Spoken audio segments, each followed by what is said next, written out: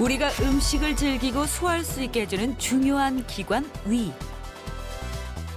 하지만 자극적인 음식, 빨리 먹는 습관 등 잘못된 식습관이 위 건강을 위협하고 있다. 소화불량이 있을 때 간단히 소화제만 챙겨 먹거나 무심코 넘어가는 경우가 많지만 증상이 장기간 계속되면 위염, 위암 등의 신호일 수 있어 주의가 필요하다. 흔하게 나타나는 만성 위축 위염도 10년 이상 지속되면 위암의 발생률을 높일 수 있다는데 따라서 만성 위축 위염이 있는 경우 꾸준한 검진과 관리가 필요하다. 소화불량의 원인과 위 건강을 지키는 방법, 101세 프로포즈에서 알려드립니다.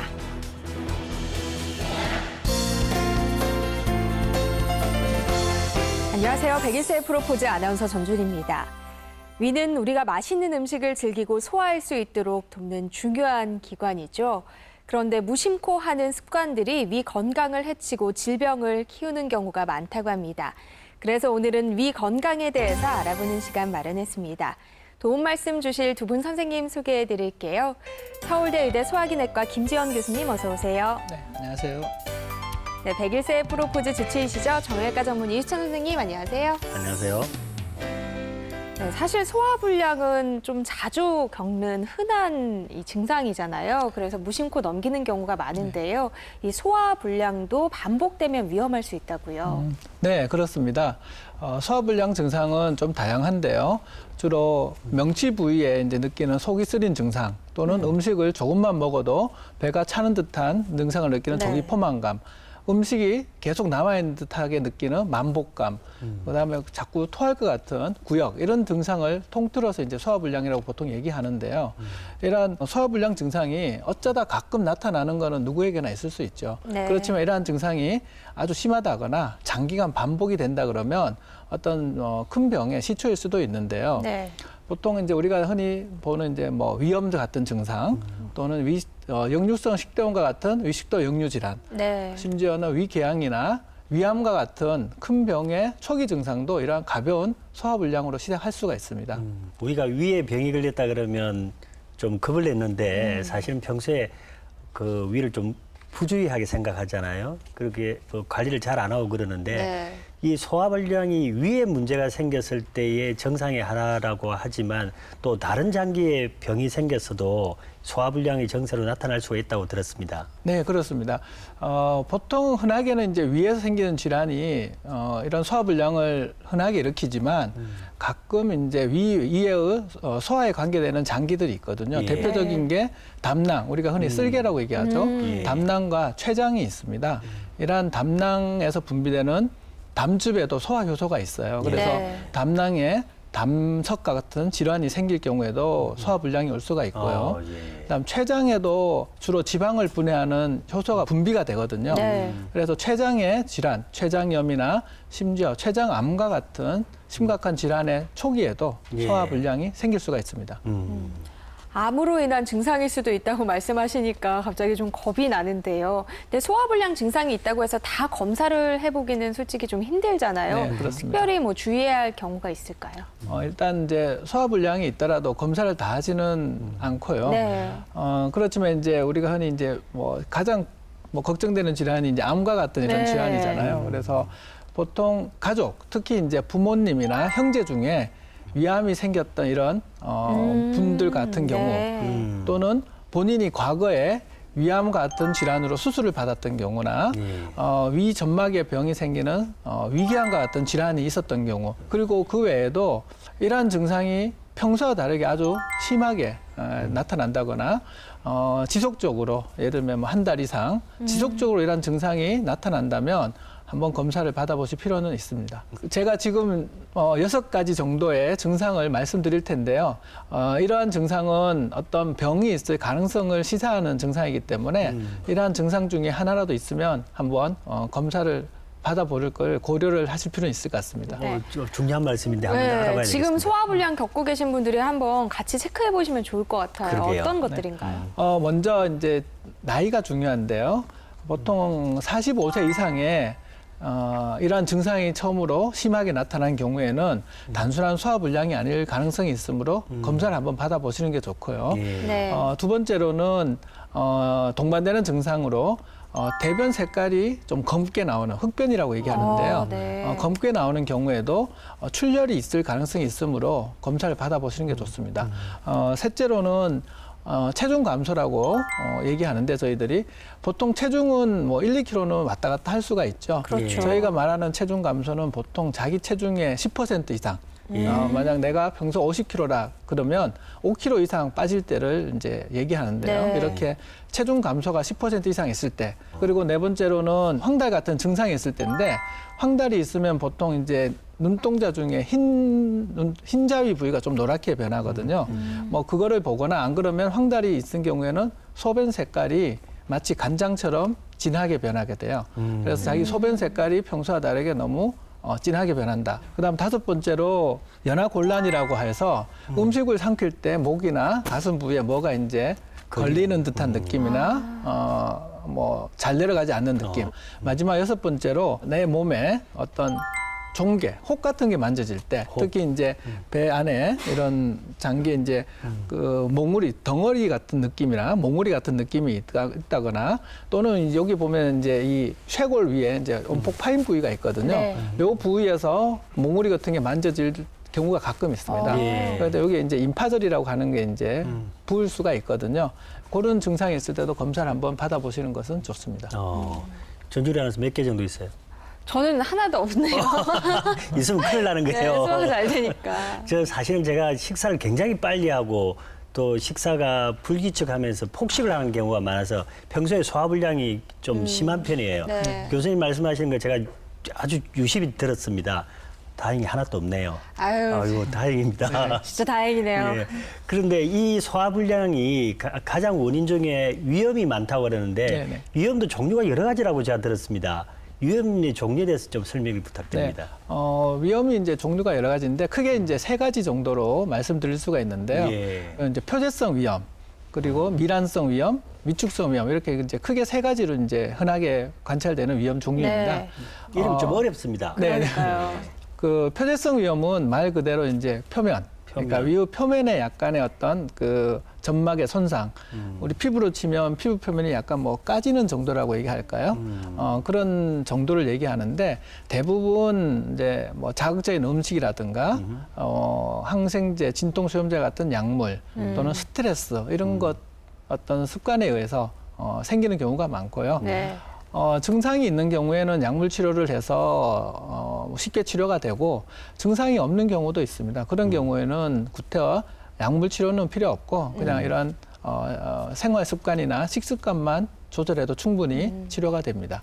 제가 그 정부에서 해주는 위 내시경 검사를 네네. 받았을 때 위험이 있다는 얘기를 들었거든요. 아마 네네. 말씀하신 표재성 위험이었던 것 예, 같아요. 대부분 증상이 없이 나타나는 경우가 표재성 위험이 좀 많이 있습니다. 네. 미란성 위험이라고 하는 거는 표재성 위험보다는 조금 더 이제 깊게 상처랄까 패인 경우를 얘기하는데요. 네. 피부로 치면 약간 이제 긁혀서 좀 이렇게 약간 피가 나는 정도, 뭐 그 정도로 생각하시면 될 것 같은데, 이런 경우에는 예를 들면 이제 음식을 섭취해서 위산 분비가 될 경우, 이러한 이제 그 상처가 있는 부위에 위산이 닿게 되면 뭐 속이 쓰리다거나 네. 통증이라든가 이런 증상이 나타날 수가 있고, 그런 경우는 이제 약물 치료가 좀 필요할 수도 있습니다. 네. 네. 네. 그리고 위험의 마지막이 이제 위축성 위험이라고 네. 하셨잖아요. 이거는 조금 위험할 수도 있다고 들었던 것 같아요. 네, 그 위축성 위염은 이제 만성적으로 이런 염증 반응이 생겨서 자꾸 이런 염증이 지속이 되게 되면 이런 위 점막이 얇아지게 돼요. 네. 그래서 이 얇아진 상태를 이제 위축성 위염이라고 얘기를 하게 되는데요. 위축성 위염이 이제 오래 한 10년 정도 지속이 되면 네. 이러한 정상인에 비해서 위암이 한 2배에서 4배 정도 좀 증가하는 것으로 알려져 있어서 조금 주의가 필요합니다. 그렇군요. 그 위축성 위염이 진행이 계속되면 위 점막이 장 점막처럼 이렇게 변화한다는 그런 이야기를 들었습니다. 네, 그렇습니다. 왜 그런가요? 그러니까 위축성 위염이 이제 위 점막이 얇아진 상태잖아요. 네. 그 상태에서 계속하여 이제 위산이나 소화액처럼 이런 강한 어떤 외부 자극이 있으면 일종의 방어 작용으로 조금 이제 그 보호하기 위해서 장 점막은 마치 병과 같은 이런 술잔 세포라 그러는데 그런 예. 세포들이 있어요. 그래서 그런 형식으로 약간 변하게 돼요. 예. 그러니까 변하게- 위 점막에도 그 세포들이 생기는 건가요? 일종의 그렇게 장점막처럼? 변하게 되는 거죠. 네. 변하게 되면 이제 내시경으로 보면 약간 우리 뭐 쌀알 뿌려놓은 것처럼 위 점막이 볼록볼록하게 보이거든요. 네. 그럼 그 부위에서 시간이 지나면서 예를 들면 뭐 용종과 같은 게 생긴다거나 더 진행이 되면 위암이 생길 수가 있어요. 그래서 위축성 위염에 장 상피화생이 동반된 경우에도 위암의 발생률이 높아지는 것으로 되어 있습니다. 그 위축성 위염이 제일 걱정이 되네요. 그러니까요. 그 위축성 위염 왜 생기는 거죠? 원인이 어떻게 됩니까? 위축성 위염의 대부분의 원인은 이제 헬리코박터 파일로리라고 아마 헬리코박터. 들어보셨을 텐데 네네. 이런 세균 감염이 가장 큰 이제 원인이 됩니다. 그래서 이러한 헬리코박터 파일로리균은 이 점막층하고 이 점액층 그 예. 사이에 살고 있어요. 그러니까 사이에서 살면서 염증을 자꾸 이제 일으키게 돼요. 그리고 이러한 헬리코박터 균이 있는 경우에는 뭐 급성 위염뿐만 아니라 만성 위염, 심지어는 위궤양, 십이장 궤양, 나아가서는 위암이나 위에 생기는 이제 그 림프종과 같은 이런 종양의 원인이 되기도 합니다.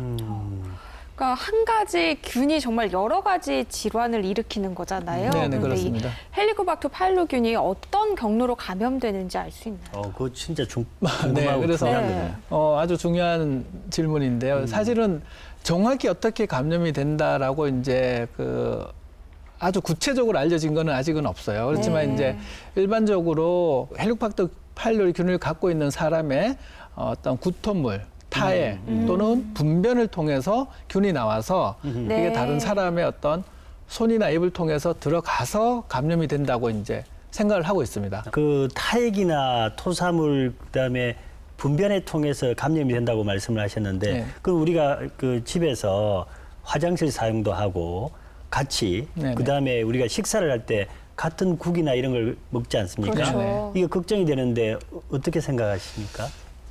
사실 이제 그 일반적으로 이러한 뭐 국을 같이 먹는다거나 뭐 같은 물잔을 쓴다거나 해서 감염된다는 이제 어떤 뭐 과학적 근거는 없습니다. 없지만 가족끼리는 굉장히 같이 생활하는 시간이 길지 않습니까? 예. 그래서 만약에 부모님이 이러한 이제 헬리코박터 파일로리 균이 있다 그러면 뭐 그런 이제 같이 뭐 국을 같이 먹는다거나 하는 걸 통해서 감염이 안 된다고 100% 얘기는 할 수는 없죠. 그래서 네. 뭐 가급적이면 뭐 요즘에 뭐 그런 가족들도 많지만 국은 이제 각자 떠서 먹고 컵도 이제 지정하고 하는 것이 이제 그 위생적으로는 더 좋기는 합니다. 예. 네. 근데 본인이 헬리코박터 파일로리균에 감염이 됐는지 아닌지 어떻게 알 수 있을까요? 뭐 증상이 있나요? 사실 이제 소아 어린아이들은 헬리코박터 파일로리균에 감염이 되면 이제 급성 위염이 생겨서 뭐 배가 아프거나 이런 경우가 있지만 성인들에서는 증상은 거의 없다고 보시면 됩니다. 네. 그렇지만 그 아주 이제 드문 경우에는 이제 급성 위염처럼 나타날 수도 있고요, 가끔은. 네.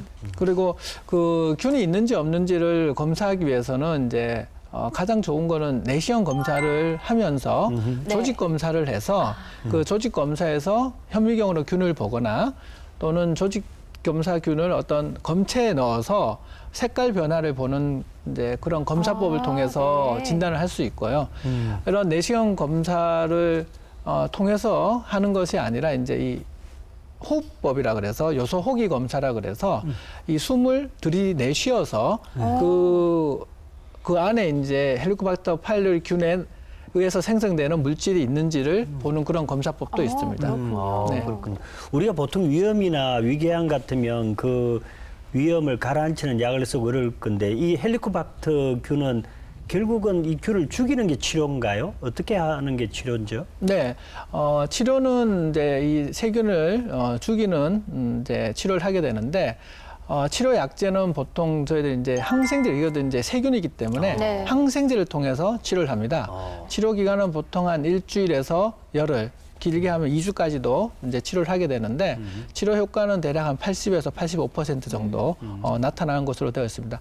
그렇지만 이제 헬리코박터 파일로리균이 있다고 해서 모든 이제 갖고 있는 사람을 치료할 필요는 없고요. 네. 위궤양이나 십이장 궤양이 있는 환자분이나 또는 조기 위암으로 이제 무슨 내시경 치료라든가 조기 위암으로 수술을 받았던 이런 분들에서 치료를 하게 되고 증상이 없거나 뭐 그런 분들은 치료를 할 필요는 없습니다. 그러니까 헬리코박터균에 감염됐다고 해서 모든 사람이 당장 뭐 치료를 시작해야 된다는 건 아니라고 하니까요. 네네. 너무 걱정할 필요는 없을 것 같습니다. 저희 제작진이요. 또 만성 위염으로 고생하신 사례자 한 분을 만나보고 왔습니다. 화면 보시고 이야기 이어갈게요. 만성 위축 위염을 꾸준히 관리하고 계신 오늘의 주인공. 어르신은 연세에 비해 건강하신 편이지만 단 하나 위염 때문에 고생하셨답니다. 한 5, 6년 전에부터 약간서 아팠는데 이래서 괜찮겠지 했는데 작년에인가 2년 전에부터 벼랑간에 아파가지고 병원에 가 있기는 그래서 약 먹기 시작해서 저거 한 거지. 오랜 기간 계속된 속쓰림과 더부룩한 증상. 만성 위축위험이 있다는 건 알고 계셨지만 증상이 심해진 후에야 관리의 중요성을 깨달으셨습니다. 속에서 아프고 쑤시는 거 같고 막 눈물 나고 죽겠더라고. 그래서 혹시나 이암인가 싶어가지고 또 약으로 또 먹으면 더 한 것대. 그래서 병원에 가 있더니 내시경 하게 염증 생기고 허렵다고 그러더라고. 이후 치료를 진행하고 식단도 바꾸셨습니다. 이전에 즐기던 맵고 짠 음식은 피하고 신선한 채소 위주로 드신다고 합니다. 그런데 종종 이렇게 밥을 물에 말아 드시거나 음식을 충분히 씹지 않고 빨리 드시는 습관을 가지고 계셨습니다. 다 먹었어요. 너무 짧은 식사 시간, 이런 습관은 좋지 않다고 하죠. 나쁜 건 아는데 물에 말아 먹고 내 습관이 돼서 건질 수가 없네요. 내가 건지야지요. 좋지 않은 습관 때문인지 아직은 증상이 조금 남아있어 식후에 약을 챙겨 드시는데요. 그래도 꾸준히 치료받고 식단을 바꾼 덕에 많이 좋아지셨다고 합니다.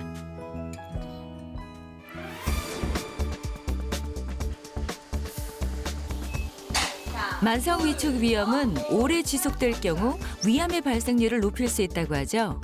그래서 어르신은 정기적인 검사를 통해 위 상태를 살피고 계십니다. 과연 현재 상태는 어떨까요? 어머니 좀 어떠셨어요 요즘? 조금 나아진 것 같아요. 약 많이 먹어서. 괜찮으시죠? 네. 예전보다 좀 많이 좋아지신 것 네. 같으세요? 네. 이전에는 막 아프실 때는 위에 상처도 있으시고 그러셨는데 지금은 약 드시고 그래도 많이 가라앉으셔서 어머니 예전에 막 심하실 때보다 내시경 사진도 많이 좋아지셨어요. 근데 최근 작년에 개인적인 스트레스를 많이 받으시면서 위증상이 아주 많이 나타나셔서 병원에서 내시경을 해본 결과 역류성 식도염도 있으셨고 만성 위축성 위염이 좀 심해진 소견으로 약 2개월 정도 투약을 받으셨습니다. 그 이후에 현재는 많이 좋아지셨는데 오늘 내시경 결과에서는 내시경적 소견도 많이 좀 좋아지셨고 환자분 증상도 많이 좋아지신 것 같아요. 1년 전에는 만성 위축 위염을 비롯해 표재성 위염, 역류성 식도염까지 있었는데요. 현재 표재성 위염과 역류성 식도염은 거의 치료되고 만성 위축 위염도 호전된 상태입니다. 이제 먹는 거 조심하고 오래 살려면 101세까지 살아야죠. 건강하게 살게요. 지금처럼 건강한 모습 오랫동안 유지하시고 좋은 식습관으로 위 건강도 되찾으시길 바랍니다. 교수님, 아무래도 역시 식습관을 건강하게 열심히 잘 가져가는 게 중요하겠죠. 네, 아무래도 뭐 먹는 게 가장 중요하죠. 네. 뭐 위험이 있다고 해서 특별히 뭐 음식을 주의하실 건 없지만 그래도 이제 특히 아까 말씀드렸지만 만성 위축성 위염이 있으신 분들은 시간이 지나면 위암의 확률이 좀 높아질 수 있기 네. 때문에 위암이 잘 생길 수 있는 음식, 예를 들면 대표적으로 소금에 절인 음식이라든가 너무 이제 짠 음식 이런 것들은 피하시는 게 좋고 불에 탄 고기나 생선 그것은 아주 안 좋습니다. 그래서 그런 거는 이제 뭐 제거하고 네. 드시는 게 좋고 그다음에 음식을 먹는 이제 방법도 중요한데요.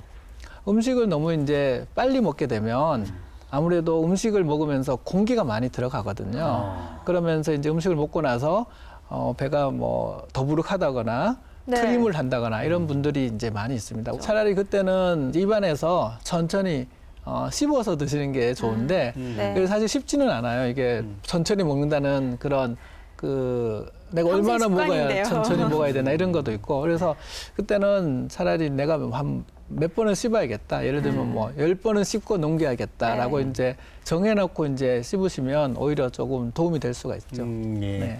너무 또 소화가 안 되거나 하면 일부러 토를 하시는 분들도 있더라고요. 네네. 이건 정말 위험할 것 같아요. 네, 그렇죠. 그러니까 일부러 토하는 것도 마찬가지. 아주 심한 경우는 뭐 아주 이제 손가락을 넣어서 억지로 토하거나 이런 분들도 있는데요. 그렇게 토하게 되면 음식물과 뭐 위액이 이제 식도로 넘어오는 건 당연하고 네. 아주 심하게 토할 경우에는 식도하고 위 사이에 이제 점막이 찢어지게 돼요. 그러면 네. 그 부위에서 피가 나서 토하다가 나중에는 피를 토하게 되는 경우가 있죠. 네, 저도 예전에 토하다가 피 본 적이 있어요. 깜짝 놀랐는데. 네, 그래서 아주 심한 경우에는 이제 토하다가 이제 음식이 이제 잘못 기도로 들어가게 되면 숨이 잘 못 쉬게 되죠.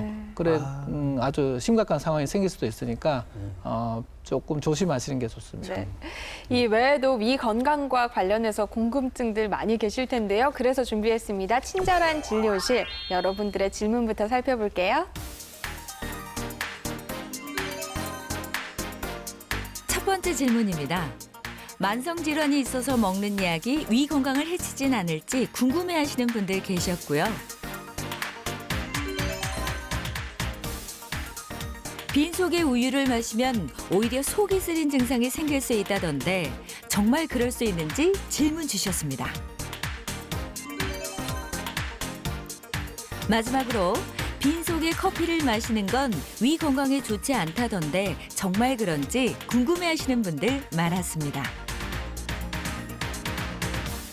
네, 교수님, 저도 이런 이야기는 많이 들었어요. 빈속에 커피를 마시는 건 정말 위에 좋지 않다고. 네. 커피에는 보통 이제 카페인 성분이 들어있잖아요. 네. 근데 이 카페인 성분 자체가 위산 분비를 촉진을 하게 됩니다. 그래서 빈속에 마시게 되면 이제 위산 분비가 촉진이 되니까 오히려 이제 위장 증상, 뭐 속쓰림 증상이 이제 생길 수가 있죠. 오히려. 커피의 카페인이 그 소변을 잘 배설하게 하는 그런 효과가 네. 있는데 거기에 또 칼슘까지 배설을 하게 되니까 뼈 건강에도 안 좋습니다. 아, 그렇군요. 그래서 그 카페인의 권장량 하루 권장량이 있는데 그게 이제 2잔까지는 괜찮은 용량이 네. 됩니다. 그래서 3잔 이상은 드시지 않기를 권합니다. 알겠습니다. 또 빈속에 약간 속이 쓰리고 하니까 아침에 우유 이렇게 드시는 분들도 많이 계시잖아요. 그건 네네. 어떤가요? 배가 고플 때나 또는 이제 속이 쓰릴 때 우유를 마시면 우유가 이제 일시적으로 위산을 좀 중화시켜주는 효과가 있는 건 사실입니다. 네. 그렇지만 우유 내에는 이제 칼슘이나 단백질 같은 성분도 같이 포함이 되어 있어요. 네. 이러한 단백질 같은 성분들은 오히려 위산 분비를 좀 촉진을 시키는 효과가 있거든요. 아, 네. 그래서 우유를 드신 후에 한 2시간 정도 지나면 오히려 위산 분비가 조금 촉진될 수가 있어요. 아. 그래서 아주 그런 급할 때는 드실 수는 있지만 꼭 이제 뭐 간식을 드신다거나 식사를 하셔서 좀 시간이 지나서 분비되는 위산을 조금 중화시켜줄 그런 필요는 있습니다. 또 어르신들 가운데서는 만성 질환이나 뭐 퇴행성 질환 때문에 여러 가지 약을 꼭 드셔야 되는 분들이 많이 계시잖아요. 네네. 근데 이런 약들은 위 건강에 어떨까요? 약들 중에는 이제 대표적으로 최근에 어떤 당뇨병이나 혈압이 있으신 이제 어르신들 같으면 심혈관계 질환을 예방을 위해서 아스피린을 많이 이제 네. 드셔요. 근데 아스피린은 그때 드신 아스피린은 저용량이라고 해서 보통 한 100mg 정도의 아스피린을 드시게 되는데 일반적으로 그 정도 용량은 뭐 크게 문제는 없다고 알려져 있지만 네. 예민하신 분들에게는 그 정도 용량으로도 뭐 속이 쓰리다거나 속이 더부룩하다거나 이런 증상이 생길 수가 있고 아주 드물게는 이제 위출혈도 생길 수는 있습니다. 네. 그리고 그 어르신분들은 이제 골관절 질환 때문에 진통소염제를 많이 드시고 있죠. 그렇죠. 그래서 이러한 진통소염제들은 마찬가지 이제 위장 장애를 일으킬 수가 있고요. 특히 이제 어떤 뭐 다는 아니지만 일부분의 드시는 분들 중에는 위장이나 소장에 궤양을 일으켜서 출혈 증상을 생기게 하는 그런 효과도 있습니다. 그래서 이런 약들을 드시는데 속이 많이 쓰리고 아프다거나 네. 대변색이 좀 검게 나온다.